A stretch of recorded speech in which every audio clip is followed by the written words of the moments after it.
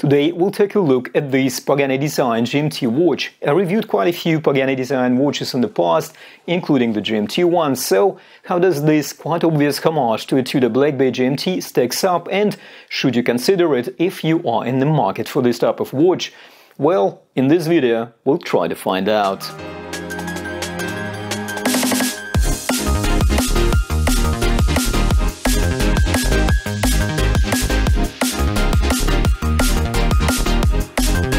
Hello and welcome to the channel. If this is your first time watching our videos, we do watch reviews and talk about watches on this channel, so don't forget to subscribe so you don't miss anything.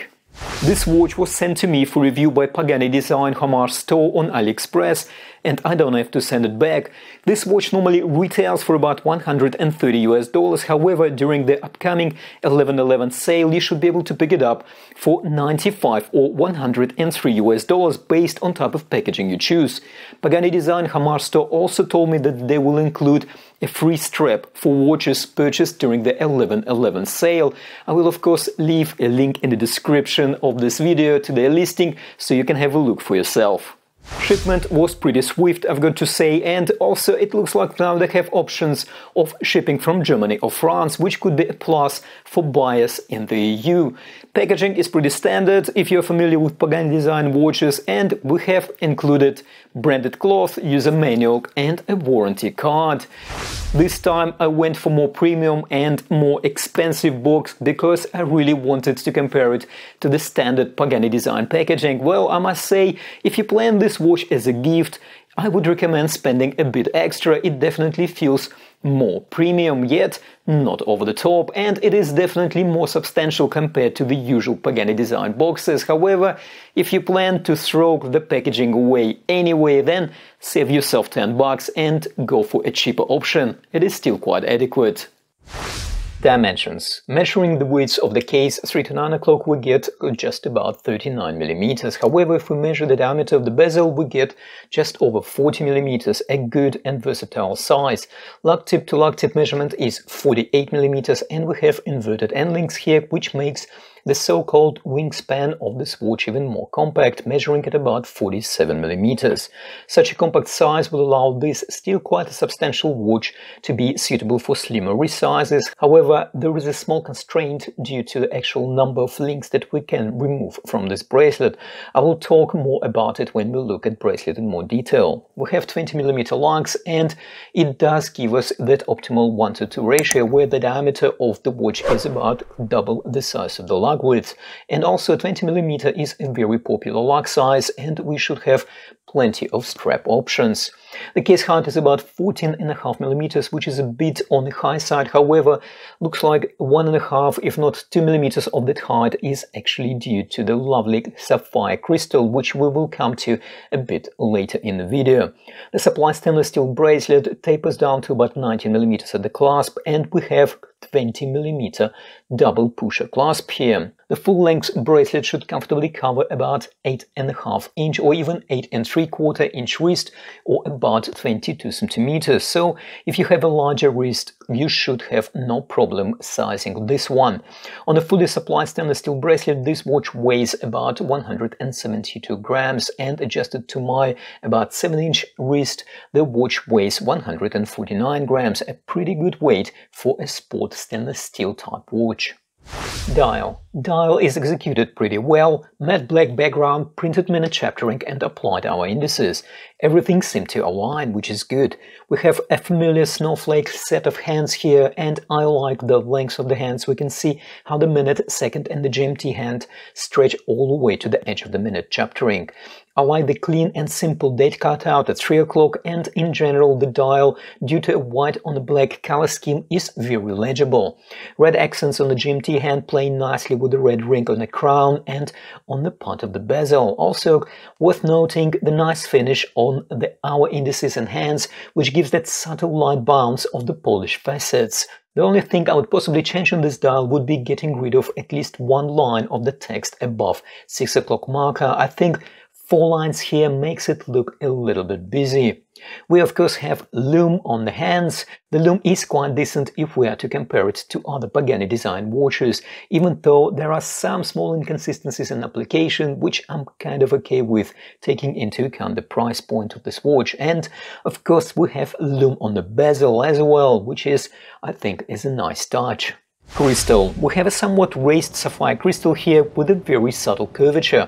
I like the distortion it produces at various viewing angles, and it gives the watch a nice vintagey vibe, which I think works very well. Also, being noticeably raised above the bezel, it serves in a way as a scratch guard for the aluminium bezel insert, because the sapphire crystal is of course much more scratch resistant than aluminium. No mention of any AR coating on this watch, however, the legibility at various viewing angles is pretty good, so no complaints here.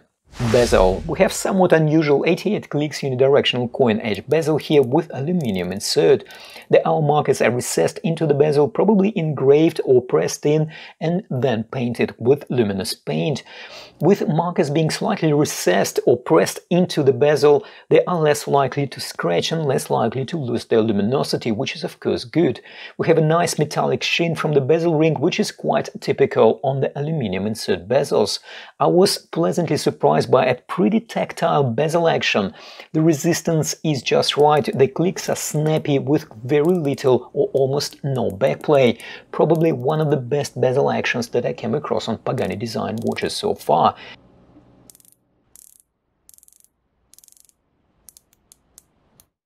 And yes, the bezel on my watch aligns perfectly. Moving on to the case, we have brushed the top and flanks of the case and mirror polished bevel edges. The brushing on the flanks is not perfect, but still okay in my opinion, taking into account the price point of this watch, and the case finishing overall is pretty good, with nice transitioning between the facets. We have signed screw-down crown. I like the aged engraving of the logo on the crown, and similar to Tudor Balck Bay, we don't have crown guards on this Pagani design watch either. The back of the case has circular brushing and a screw-on back case. The back case is pretty standard to Pagani design watches, with some specs and model number engraved on it. Pagani Design declares 200 meters of water resistance on this watch, which will allow us to swim and even possibly do some recreational diving in this watch, which of course makes this watch quite practical. Movement. Pagani Design uses BB58, a GMT movement here, similar to their other GMT watches. It is a very common movement used in budget GMT watches, and it does have some shortcomings. However, with careful use we can get a good accuracy and a decent mileage from this movement. It is an automatic mechanical movement. It beats at 21,600 vibrations per hour. It hacks and can be hand wound. To adjust the time, we will need to pull the crown in the last position all the way out. We now can see that the movement hacked, that is, the second hand stopped. The GMT hand will follow the adjustment as we set the time. If we want to adjust the GMT hand independently or set the date, we will need to push the crown back into its second position. Now, if we turn the crown in one direction, the date gets adjusted, and if we turn it in another direction, we can set the GMT hand. And if we push the crown all the way into the first position, we can now hand wind this watch. A couple of notes here. First, this movement is not different to most other mechanical watches movements in terms of danger zone for the date adjustment, so avoid adjusting the date if the time is set between 9 p.m. and 3 a.m. Also, after adjusting the GMT hand, the hand can move ever so slightly when we push the crown back in. So to avoid this, I usually do somewhat of a quarter turn of the crown in the opposite direction before pushing it back in, and it usually helps to avoid this issue. Bracelet. This is a surprisingly good, well put together bracelet. We have solid end links and solid links. The tolerances between the links are quite decent, and the bracelet feels nice and solid. The links are brushed with mirror polished sides of the rivets. The links are secured with screws, not pins, which is again something we usually find on more higher priced watches, and it is worth pointing out that these are 5-part links, so no rivet imitation here, which is again very good, especially taking into account the price point. We have a well-functioning signed, robust double push-up clasp. The clasp has 3 macro adjustments and even features a diver's extension. One thing to note here about the bracelet, it only has 6 removable links, which still leaves 4 links minimum on each side, so if you have a wrist slimmer than 6.5 inch, you might struggle to adjust this bracelet to sit tightly on your wrist. There is of course always an option of aftermarket strap, which at 20mm lug width there should be plenty of, but of course it would be better if we could remove that extra link. Okay, so would I recommend this watch? Well, before I answer that, if you find this review helpful, to smash that like button for that notorious YouTube algorithm. So, would I recommend this watch? Well, definitely yes, if this is the style of watch you're after. This is probably one of the best all-around GMT models I came across from Pagaini Design, and not only it has all the premium materials like most of Pagaini Design watches, it actually also has a good build quality to go along with those premium materials, and I hope that Pagaini Design sticks to this formula in the future. What are your thoughts? Please let us know in the comments.